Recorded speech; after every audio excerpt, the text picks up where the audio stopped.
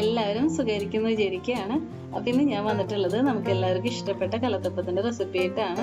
Normally നമ്മൾ അരിപ്പൊടി വെച്ചിട്ടാണ് റെഡിയാക്കാറുള്ളത്. പക്ഷെ ഞാനിന്നിവിടെ ചെയ്തിട്ടുള്ളത് നുറുക്കുഗോതമ്പ് വെച്ചിട്ടാണ് കേട്ടോ. അപ്പോൾ നുറുക്കുഗോതമ്പൊക്കെ എപ്പോഴും നമ്മുടെ വീട്ടിലുണ്ടാവും.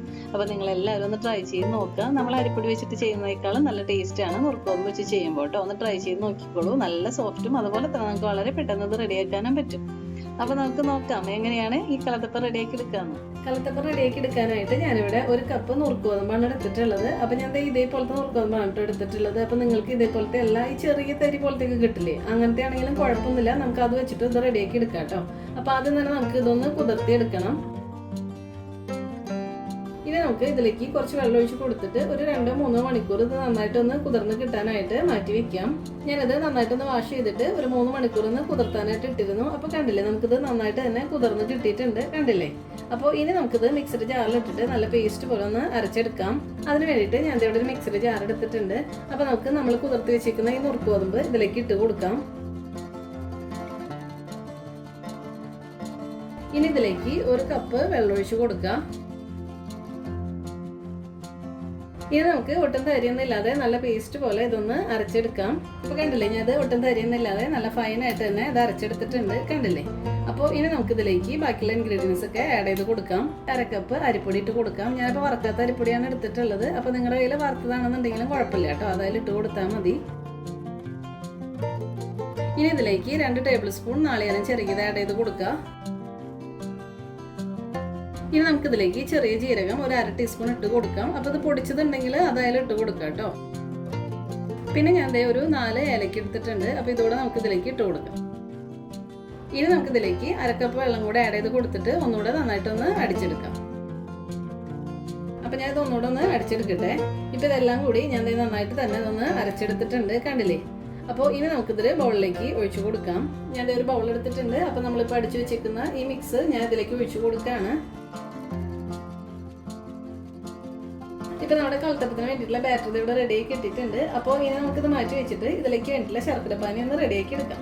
അപ്പോൾ ശർക്കരപ്പാനി റെഡിയാക്കി എടുക്കാനായിട്ട് ഞാൻ ഇവിടെ 250 ഗ്രാം ശർക്കരയാണ് എടുത്തിട്ടുള്ളത്. അപ്പോൾ നിങ്ങൾക്ക് മധുരമൊക്കെ കൂടുതൽ വേണമെന്നുണ്ടെങ്കിൽ ശർക്കര കൂടുതൽ എടുക്കാം കേട്ടോ. അതൊക്കെ നിങ്ങളുടെ ഇഷ്ടത്തിന് ചെയ്ത് കൊടുക്കുക. അപ്പോൾ ഇനി നമുക്ക് ഇതൊന്ന് മെൽറ്റ് ചെയ്തെടുക്കാം. ശർക്കര മെൽറ്റ് ചെയ്തെടുക്കാനായിട്ട് ഞാൻ ഇവിടെ ഒരു പാൻ എടുത്തിട്ടുണ്ട്. അപ്പോൾ നമുക്ക് ശർക്കര ഇതിലേക്ക് ഇട്ട് കൊടുക്കാം. ഇനി ഇതിലേക്ക് 1/2 കപ്പ് വെള്ളം ഒഴിച്ച് കൊടുത്തിട്ട് നമുക്കിതൊന്ന് മെൽറ്റ് ചെയ്തെടുക്കാം. അപ്പോൾ നിങ്ങൾ ശർക്കര പാനിലേക്ക് വെള്ളം ഒഴിച്ച് കൊടുക്കുമ്പോൾ വെള്ളം കൂടി പോകരുത് കേട്ടോ. വെള്ളം കൂടി പോയി കഴിഞ്ഞിട്ടുണ്ടെങ്കിൽ നമ്മളെ ബാറ്റർ ഒന്നുകൂടെ ലൂസായി പോവും. അപ്പോൾ ഇത്രയും തന്നെ വെള്ളം ഒഴിച്ച് കൊടുത്താൽ മതി കേട്ടോ.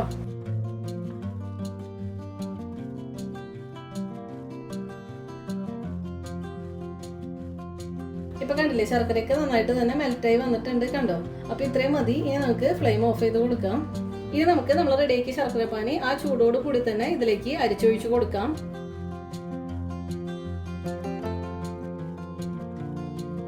ഇനി ഇത് നന്നായിട്ട് മിക്സ് ചെയ്ത് കൊടുക്കുക.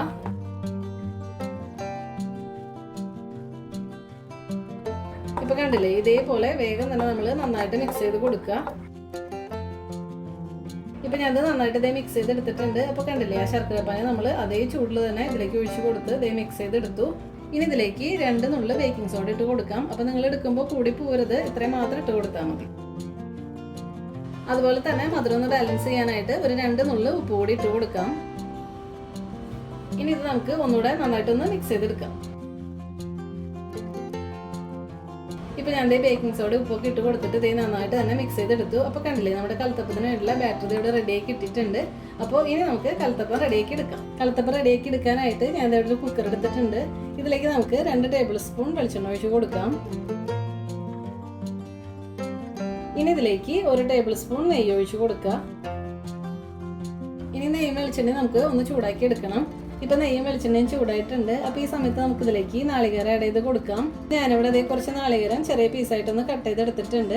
ഇത് നമുക്ക് ഇതിലേക്ക് ഇട്ട് കൊടുത്തിട്ട് ഒന്ന് ഫ്രൈ ചെയ്തെടുക്കണം. ഒന്ന് മിക്സ് ചെയ്ത് കൊടുത്തിട്ട് നമുക്കൊന്ന് ഫ്രൈ ചെയ്തെടുക്കാം. സാധാരണ നമ്മൾ കലത്തപ്പൊക്കെ റെഡിയാക്കി എടുക്കുക പച്ചരിപ്പൊടിയിലാണ്. അപ്പോൾ നിങ്ങളെ കയ്യിൽ നുറുക്കുഗോതമ്പൊക്കെ ഇപ്പോൾ എന്തായാലും ഉണ്ടാവില്ലേ, നമുക്ക് വീട്ടിലൊക്കെ റേഷൻ കടയിൽ നിന്നൊക്കെ കിട്ടിയിട്ടുണ്ടാവില്ലേ. അപ്പോൾ അത് വെച്ചിട്ട് ഇതൊന്ന് ട്രൈ ചെയ്ത് നോക്കിക്കോളൂ. എന്തായാലും നിങ്ങൾക്ക് ഇഷ്ടമാവും കേട്ടോ. അതുപോലെ നമ്മുടെ കഴിഞ്ഞ വീഡിയോയിൽ ഞാൻ നുറുക്കുഗോതമ്പോട് തന്നെയുള്ള ലഡു റെഡിയാക്കി ഇട്ടിട്ടുണ്ടായിരുന്നു. അപ്പോൾ നിങ്ങളത് കണ്ടിട്ടില്ലെങ്കിൽ അതും ഒന്ന് കണ്ടു നോക്കിക്കോളൂ. ഞാൻ അതിൻ്റെ ലിങ്ക് ഡിസ്ക്രിപ്ഷൻ ബോക്സിൽ ഇട്ടേക്കാം കേട്ടോ. അപ്പോൾ ഇത് നോക്കി ചെറുതായിട്ടൊന്ന് കളർ ചേഞ്ച് ആവാൻ തുടങ്ങിയിട്ടുണ്ട്. അപ്പോൾ ഒന്നും കൂടെ ഇത് കളർ മാറുമ്പോൾ നമുക്കിതിലേക്ക് ഉള്ളിയിട്ട് കൊടുക്കണം. ഇപ്പോൾ കണ്ടില്ലേ, ഇത് കളറൊക്കെ ചേഞ്ച് ആവാൻ തുടങ്ങി, ചെറുതായിട്ട് ലൈറ്റ് ഗോൾഡൻ കളർ ആവാൻ തുടങ്ങിയിട്ടുണ്ട്. അപ്പോൾ ഈ സമയത്ത് നമുക്കിതിലേക്ക് ഉള്ളി ആഡ് ചെയ്ത് കൊടുക്കാം. ഞാൻ ഇവിടെ കുറച്ച് ചെറിയ ഉള്ളി കട്ട് ചെയ്തെടുത്തിട്ടുണ്ട്. ഇതേപോലെ നൈസായിട്ടൊന്ന് കട്ട് ചെയ്തെടുത്തിട്ടുണ്ട്. ഇത് നമുക്കിതിലേക്ക് ഇട്ട് കൊടുക്കാം. ഇനി ഇത് നമുക്ക് ഒന്ന് ഫ്രൈ ചെയ്തെടുക്കാം. ഉള്ളിയുടെ നാളികേരത്തിൻ്റെ അളവ് ഞാൻ പ്രത്യേകം എടുത്ത് പറയാത്തത്, അതൊക്കെ നിങ്ങളുടെ ഇഷ്ടത്തിന് ഇട്ട് കൊടുക്കാം കേട്ടോ. കൂടുതൽ ഇട്ട് കൊടുത്താൽ അത്രയും ടേസ്റ്റാണ്. അപ്പോൾ ഇനി നമുക്ക് ഇത് രണ്ടും കൂടെ ഒന്നുകൂടെ ഒന്ന് ഫ്രൈ ചെയ്തെടുക്കാം.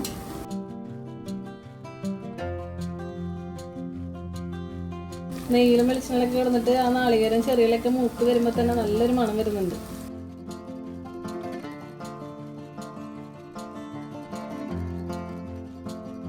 ഇപ്പോൾ കണ്ടില്ലേ, ഇതെല്ലാം നന്നായിട്ട് തന്നെ ഫ്രൈ ആയി വന്നിട്ടുണ്ട്. അപ്പോൾ ഇനി നമുക്ക് ഇതിൽ നിന്ന് ഒരു പകുതി എടുത്തിട്ട് മാറ്റി വെക്കാം.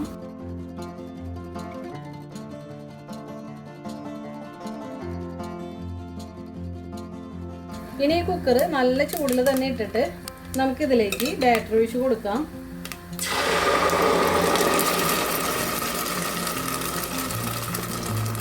അപ്പോൾ ബാറ്റർ ഒഴിച്ച് കൊടുക്കുമ്പോൾ ശ്രദ്ധിക്കണം, കുക്കർ നല്ല ഹൈ ഫ്ലെയിമിൽ ഇട്ടിട്ട് വേണം കേട്ടോ ബാറ്റർ ഒഴിച്ച് കൊടുക്കാനായിട്ട്.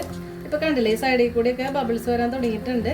അപ്പോൾ ഈ സമയത്ത് നമുക്കിതിലേക്ക് നമ്മൾ മാറ്റി വെച്ചിരിക്കുന്ന നാളികേര ഉള്ളിലേക്ക് ഇപ്പോൾ ഫ്രൈ ചെയ്തെടുത്തതില്ലേ, ഇത് ഇട്ട് കൊടുക്കാം. ഇനി നമുക്ക് ഒരു 2 മിനിറ്റ് നല്ല ഹൈ ഫ്ലെയിമിൽ തന്നെ ഒന്ന് ചൂടാക്കി എടുക്കാം. ഇപ്പോൾ 2 മിനിറ്റ് ആയിട്ടുണ്ട്. അപ്പോൾ ഇനി നമുക്ക് ഇത് അടച്ച് വെക്കാം. അപ്പോൾ നമ്മൾ അടച്ച് വെക്കുമ്പോൾ ശ്രദ്ധിക്കണം, ഇതിൻ്റെ വെയിറ്റ് വെക്കരുത് കേട്ടോ. ഇത് ഓപ്പൺ ചെയ്ത് വെച്ചിട്ട് വേണം നമ്മളിത് അടച്ച് വെക്കാനായിട്ട്.